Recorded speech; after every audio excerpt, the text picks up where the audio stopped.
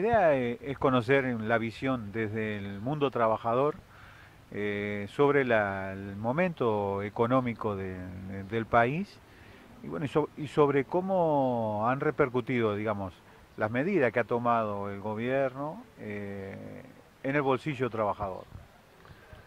Bueno, el tema deberíamos hacer un pequeño raconto histórico, digamos, de 2005 a 2010 en el primer gobierno de Tabaré Vázquez, para los trabajadores en general y para los trabajadores públicos también, por supuesto.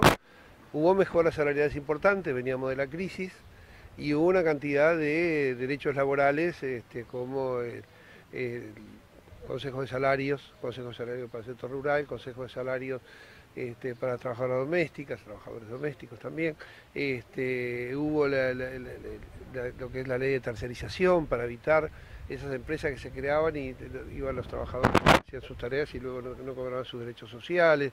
Hubo fuero sindical, ley de negociación colectiva de públicos y privados. Digo, fue un momento de muchos logros de los trabajadores, por su lucha, por supuesto.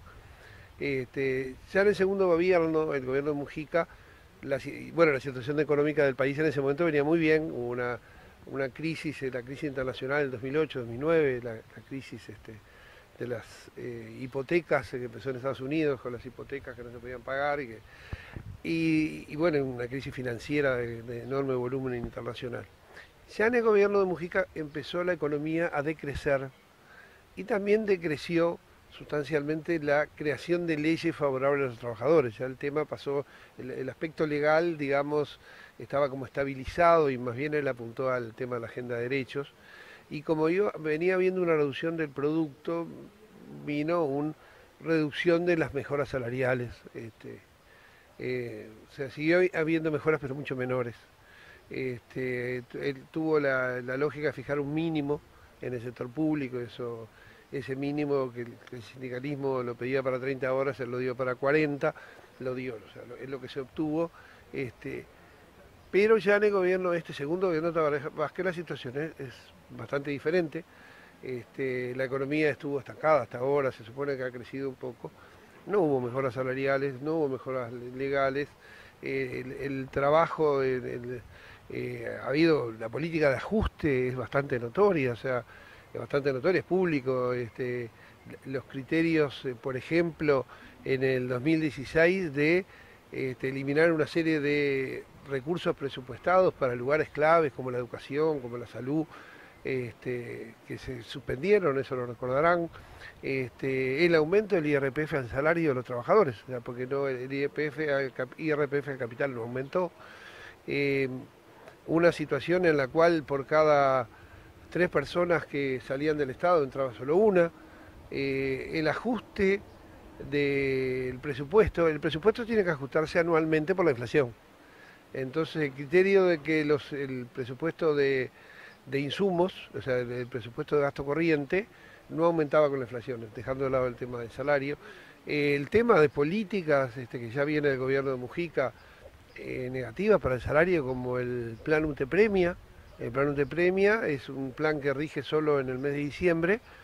Entonces ese mes cae el IPC, todos recordarán, y al mes siguiente, enero, o sea, cae como 0,911 el IPC, que es la base del aumento de sueldo de los trabajadores públicos y de muchísimos trabajadores privados, y luego cuando viene enero sube, porque eso es puntuales por un mes, sube y sube además las tarifas, y tenemos aumentos en el primer mes de 2 o 2,5 el IPC, que eso es reducción de salario.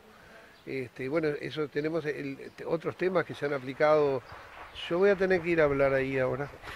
Otros temas que se han aplicado, como el tema de la ADPC, o sea que para fijar el mínimo no imponible se usa la base de prestaciones y contribuciones, y en vez de actualizarlas por el índice medio de salario que crecía, se actualiza por el índice de precio de consumo. Entonces cada vez hay más gente que paga IRPF, cada vez pagan más los trabajadores IRPF. Mientras no me llamen sigo.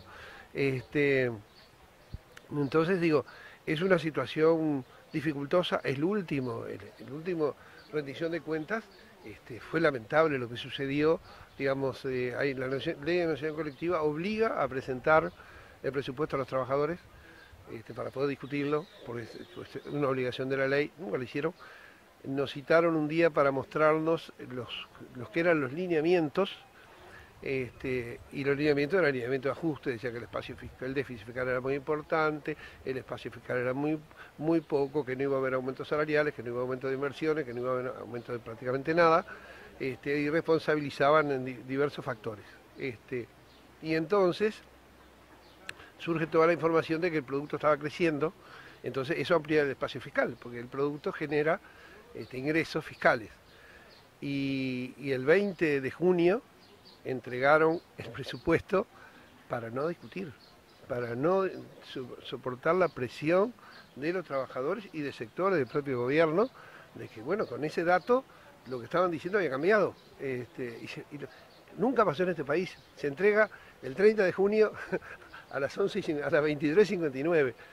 Es una situación compleja, es una situación dificultosa. La ley de negociación colectiva se ha transformado en un me reúno para informarles, y no hay los esfuerzos de los trabajadores no logran obtener lo que se requiere. Estamos en un nivel de salario relativamente estancado todo este periodo. Y bueno, la situación no es fácil para la familia trabajadora, ¿no? Cuando se habla del déficit fiscal y del peso del Estado, y muchas veces se dice que hay mucha cantidad de trabajadores en el Estado, ¿tiene que ver con eso? ¿Cuánto peso tiene el tema de la cantidad de funcionarios públicos?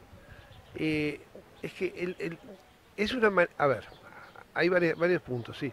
Hay un punto que es decir que los trabajadores públicos son muchos e innecesarios, y además son privilegiados y además no trabajan. Ese es un discurso contra los trabajadores, que lo hizo, por ejemplo, Mujica. No lo ha hecho Tabaré Vázquez, que no tiene ese discurso, no digo que no lo haga en la práctica, pero no tiene ese discurso. Y entonces ubica el tema de los trabajadores públicos como si fueran, digamos, como que el aumento de sueldo de los trabajadores públicos es regalar plata. Recuerden que propuso que la gente fuera trabajador público por 5 años y después se fuera a trabajar a otro lado, como si las personas se reconvirtieran de trabajar en el sector privado al sector público, que tiene reglas totalmente distintas. No, yo no creo que sean los trabajadores públicos los responsables del déficit fiscal. Creo que si vamos a buscar responsables de déficit fiscal, busquemos las exenciones tributarias al capital extranjero y al gran capital nacional, pero fundamentalmente capital extranjero en las zonas francas, donde se instalan las pasteras, se instalan una cantidad de empresas, se instalan call centers, se instalan una cantidad de servicios que no pagan ningún impuesto y que pagan canon algunos, relativamente no, muy bajos. Entonces hay una estadística que saca la DGI sobre lo que llaman el gasto tributario, o sea, lo que se deja de recaudar. Aproximadamente, en el último dato que tenemos, que es de 2014, que publicaron, el 2,6% del producto se deja de recaudar al capital.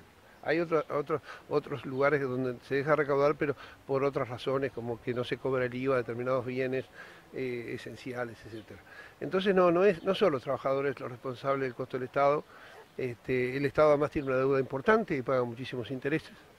Y digo, la lógica está en otro lado.